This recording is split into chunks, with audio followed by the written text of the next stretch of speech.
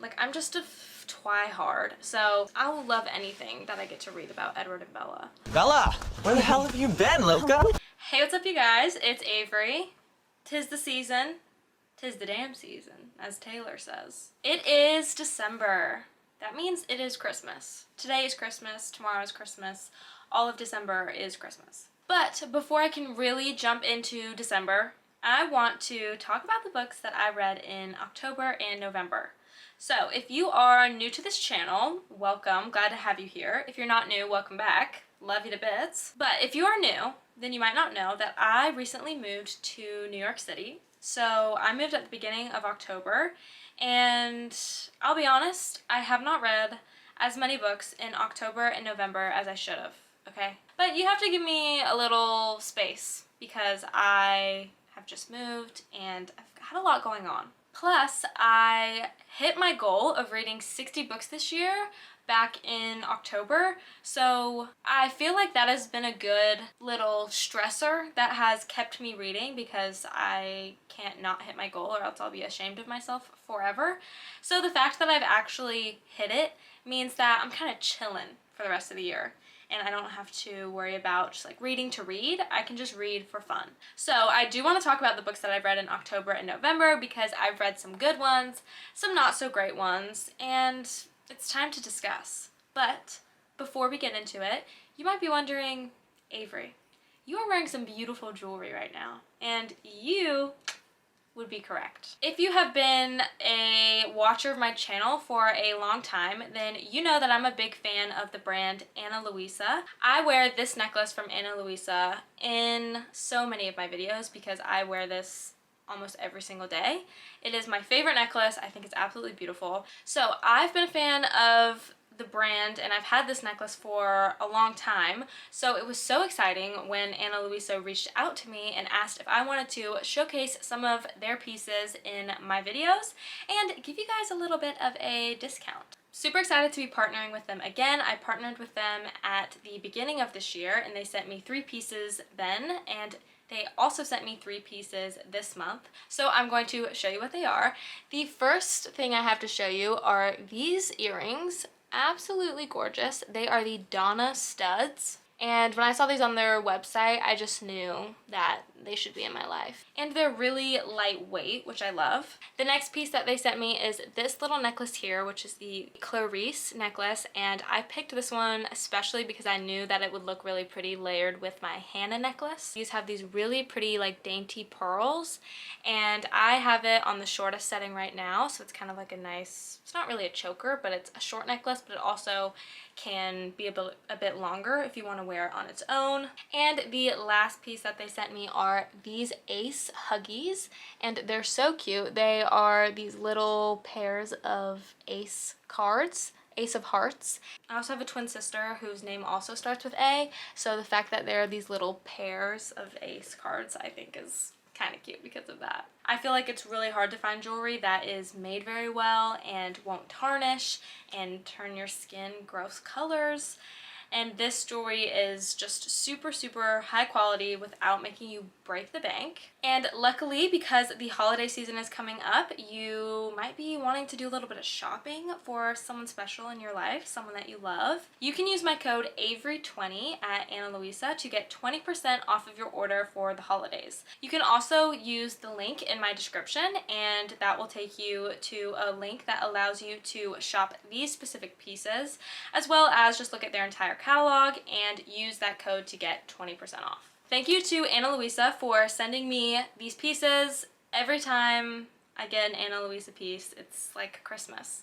So you can have Christmas any day of the year with Ana Luisa, but especially this time of year because you can get 20% off. Okay, so let's jump into what I've read the past 2 months. The first book that I read in October was If We Were Villains by M.L. Rio, and I absolutely love this book. I was looking for something that had a bit of a dark academia vibe for October because it was fall time and a little spooky, and I was just kind of in the mood for something dark academia, and this book delivered. This book is about a group of students who all go to this elite performing arts college, and this book centers around a group of friends who are all in the theater program at this college, and it is their 4th year, so their final year, which means that they have these huge performances coming up. This performing college also exclusively performs Shakespeare, so I really liked this book because there was a lot of Shakespearean elements to the plot, which I thought was fun because as the students are performing Shakespeare, you're also seeing some of the themes from Shakespeare plays reflected in their actual lives and in their relationships with each other. So it was super meta in that way. And then there's also just fun references throughout the book. The friends speak to each other in Shakespearean lines because they have it so ingrained in their brains that they will just speak to each other in Shakespearean lines. It's very cool, but at the same time you're like, how do they have that much Shakespeare in their head to just bring it to mind and quote it, depending on the situation, but they can. And basically there is some drama going on with who is going to be the lead coming up in the play that they're doing, as well as just some drama in love in some of these relationships. And they have this really tight-knit group of about 6 people. I think it's 6 people. One of them, during kind of the height of a lot of this drama, no pun intended, winds up dead. At first, his death is ruled an accident, but as you read, you begin to realize that there might be more behind the scenes of what happened. And the book goes back and forth between present day and when all of these events were happening when they were in college. And as we read, you realize that the narrator has been in jail for the past 10 years for the murder of this guy. You're not sure if he actually did it or if he didn't, and as the book progresses you figure out what actually happened. And I was just really hooked. It's been a long time since I've been very obsessed with like wanting to know what happened and what's going on with these characters and why is he dead, who killed him, was it an accident, did anyone work together. And it's just really interesting reading about the different relationships that are just super messy between all of these college students. And I really liked it. I thought the ending was really good. It's one of those endings that like really makes you want a second book. It's got a little bit of everything in it. It has a little bit of mystery, thriller, romance. It's very relationship based, and the relationships between these characters are definitely the driving motivations and forces behind what they're doing. So I think that is the only 5-star read that I have for this video, so we're starting off strong, but I have read some other good ones, so stay tuned. The next book that I read, which I won't speak too much on because I just released a video about, is Midnight Sun by Stephenie Meyer. If you're unaware, Midnight Sun is a retelling of Twilight from Edward's perspective. And seeing how this book is gigantic, you might think, oh, it's a retelling of all of the books from Edward's perspective. No, I wish. It is a retelling of just the first book, but it's so large. That's one of my main issues with this book, is that it is almost 800 pages, it's 750 pages, and it's like 200 or 300 pages too long. If you're a fan of the Twilight verse, you'll be a fan of this. You can also check out more of my thoughts on this book in the last video that I posted, which was a bit of a reading vlog as well as just a fall vlog in the city, and I talked about this book as I read it. I really thought it was fun. Like, I'm just a twihard, so I'll love anything that I get to read about Edward and Bella.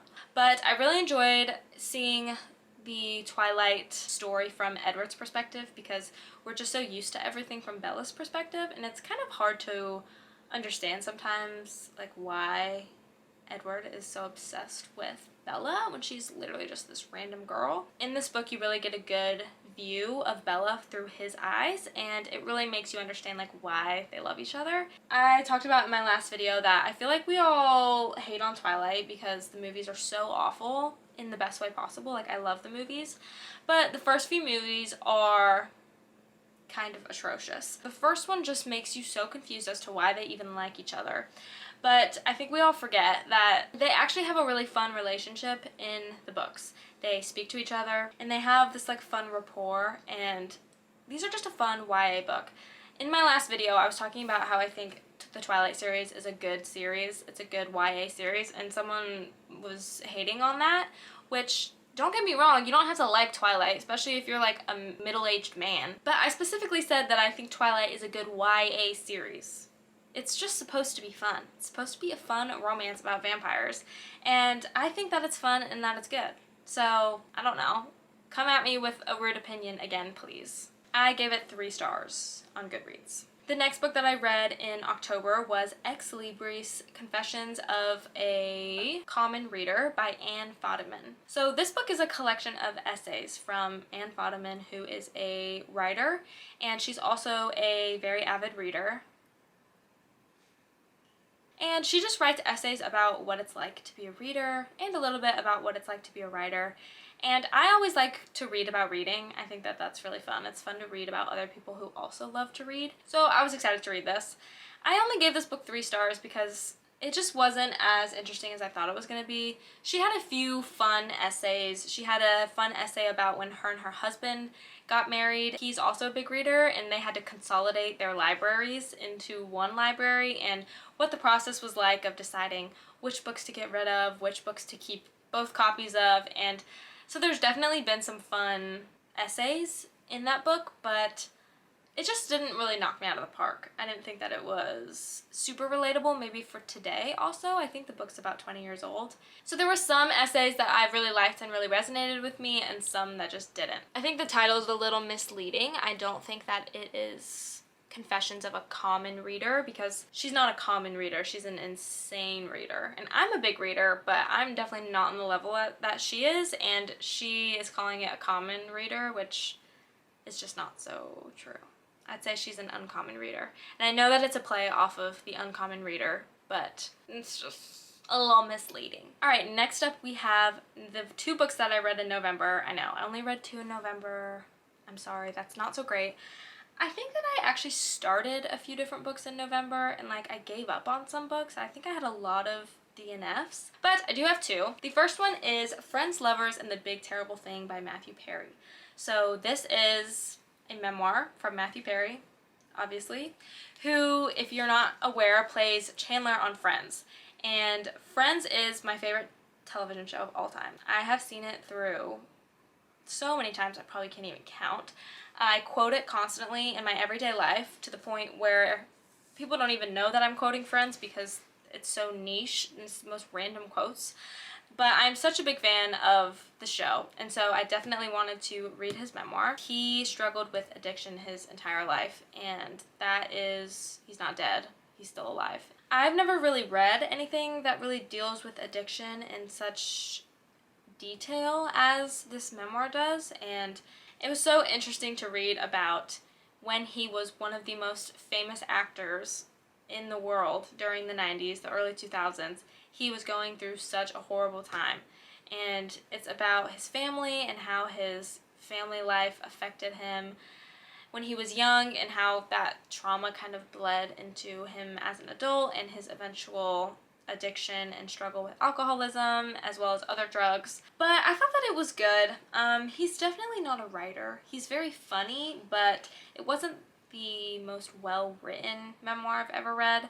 I feel like it could have been edited a little better. I don't know. Sometimes I wonder with celebrity memoirs if the editors feel like they don't want to do too much because they want to keep the voice of the famous person, which I do understand, but I also think it could have maybe used it a little bit. And it also jumps around in time a lot, so it's kind of hard to know where or when he's talking about. I did like when he talked about what it was like on the set of Friends. I think I did wish that he talked about it more because I love Friends, and so anytime he would mention another one of the castmates, I would like start to pay really close attention, and it just like made me happy to hear about them all being really close friends in real life.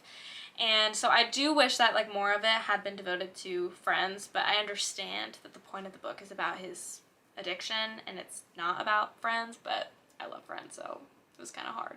I gave it 3 stars. Overall, I thought that it was a good book, a good memoir.